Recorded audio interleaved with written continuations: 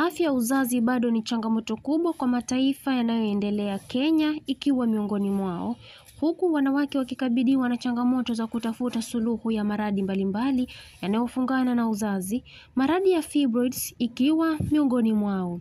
Uvimbe huu unaweza kukua na kuwa mkubwa na kusababisha maumivu makali ya tumbo na hali nyingine zisizo za kawaida.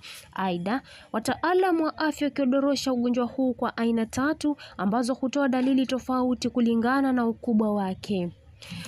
Ugonjwa wa fibroids ni mojawapo ya magonjwa yanayohangaisha wanawake wenye asili ya Kiafrika. Ugonjwa huu ambao sasa umeonekana pia kuathiri wanawake wenye umri mdogo umesababishia wengi wao kuishia kufanya upasuaji, kwani wengi hutafuta matibabu na dalili zinapozidi.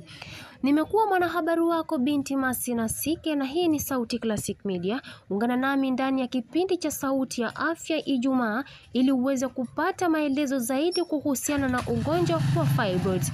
Usipuuzie ikiwa we ni mtoto wa kike, maana ugonjwa wa fibroids unamshika hata mwanamke mwenye umri mdogo wa miaka 16.